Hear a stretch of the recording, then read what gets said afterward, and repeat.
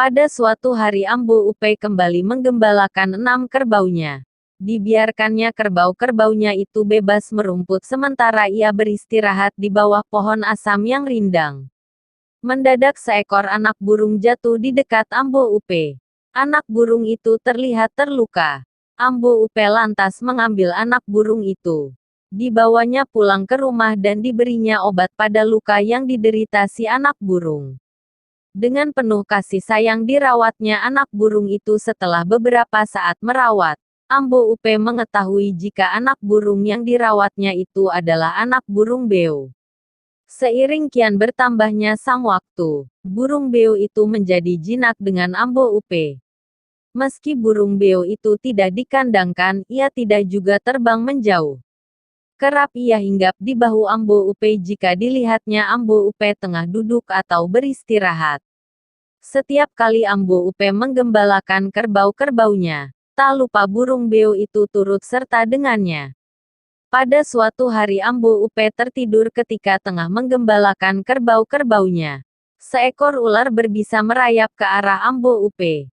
Si burung beo yang mengetahui bahaya yang mengancam Ambo Upe segera bertindak. Dengan cepat dipatuknya mata ular berbisa itu.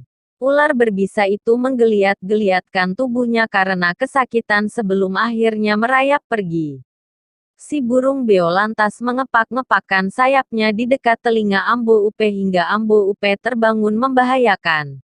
Seketika mengetahui peristiwa yang hampir membahayakan jiwanya, Ambo Upe berterima kasih kepada si burung beo. Dielus-elusnya kepala burung beo itu seraya mengucapkan terima kasih. Beberapa waktu kemudian terjadi musim kemarau yang berkepanjangan. Rumput-rumput di padang penggembalaan mengering. Ambo Upe lantas berniat menggembalakan kerbau-kerbaunya di pinggir hutan yang masih banyak terdapat rumput di sana. Para penggembala lainnya tidak berani menggembalakan hewan gembalaan di tempat itu karena daerah itu adalah daerah rawan. Hutan itu kerap dijadikan tempat persembunyian para perampok. Benarlah kekhawatiran para penggembala. Beberapa saat Ambo Upe membiarkan kerbau-kerbaunya merumput di tempat itu. 2 perampok datang dan menyergap Ambo Upe. Mereka mengikat Ambo Upe di sebuah pohon dan membawa 6 kerbau gembalaan Ambo Upe ke dalam hutan. Si burung beo melihat semua kejadian itu. Ia terbang mengikuti kemana kerbau-kerbau milik Ambo Upe itu akan disembunyikan para perampok. Setelah mengetahui 6 ekor kerbau itu disembunyikan di dalam gua di dalam hutan, si burung beo lantas terbang secepatnya ke rumah Ambo Upe. Ayah Ambo Upe keheranan mendapati burung beo peliharaan anaknya itu kembali ke rumah dan mengoceh. Sama sekali ia tidak mengetahui apa yang diucapkan si burung beo. Namun, karena si burung beo seperti hendak mengajaknya, ayah Ambo Upe akhirnya menyadari akan bahaya yang tengah dialami anaknya. Bersama beberapa tetangganya, ayah Ambo Upe lantas mengikuti kemana si burung beo terbang. Tak lupa mereka membawa senjata untuk menghadapi hal-hal buruk yang mungkin akan mereka temui. Amat terperanjatlah mereka kemudian saat mendapati Ambo Upe terikat pada batang pohon sementara 6 kerbau gembalaannya telah menghilang. Ambo Upe lantas menceritakan kejadian yang dialaminya. Katanya, aku tidak tahu dibawa kemana 6 kerbau gembalaanku itu setelah aku disergap dan diikat 2 perampok itu. Ayah Ambo Upe dan orang-orang lainnya bersepakat untuk mencari di mana 2 perampok itu berada untuk mengambil kembali kerbau-kerbau yang telah mereka rampok. Namun, mereka merasa bingung hendak mencari kemana. Mendadak si burung beo terbang di dekat Ambo Upe dan seperti memberi isyarat agar Ambo Upe mengikutinya. Orang-orang pun akhirnya mengikuti arah terbangnya si burung beo. Mereka memasuki hutan. Beberapa saat berjalan, mereka akhirnya menemukan sebuah gua. Secara sembunyi-sembunyi mereka mengintai. Mereka mendengar suara kerbau dari dalam gua. Rupanya gua ini menjadi tempat persembunyian para perampok serta tempat untuk menyembunyikan barang-barang hasil rampokan mereka.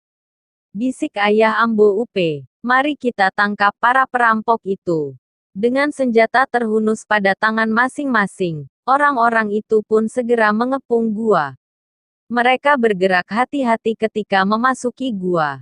Mereka dapati berpuluh-puluh ekor kerbau berada di dalam gua itu.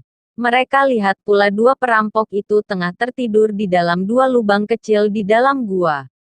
Serentak mereka menangkap dua perampok itu dan mengikat kedua tangan mereka. Dua perampok segera mereka gelandang dan kerbau-kerbau hasil rampokan dua perampok itu segera mereka giring keluar dari dalam gua. Kedatangan mereka disambut sukacita penduduk, terutama mereka yang telah kehilangan kerbau. Kerbau-kerbau mereka telah berhasil ditemukan kembali dan dua perampok yang selama itu meresahkan warga akhirnya dapat diringkus. Ambo Upe sama sekali tidak menyangka, si burung beo itu dapat membalas budi begitu besar terhadapnya. Ia hanya sekali menyelamatkan si burung beo, namun berulang kali burung beo itu menyelamatkan dari berbagai bahaya yang mengancam jiwanya. Sungguh-sungguh berterima kasihlah Ambo Upe kepada burung beo peliharaannya itu. Ia pun berketetapan hati untuk menyayangi hewan-hewan lainnya. Karena hewan pun sesungguhnya bisa membalas budi jika mendapat perlakuan yang baik. Seperti yang ditunjukkan si burung beo piaraannya itu. Pesan moral, yaitu keutamaan sifat saling tolong-menolong terhadap sesama makhluk. Sifat ini tercermin pada sikap dan perilaku Ambo Upe dan si burung beo.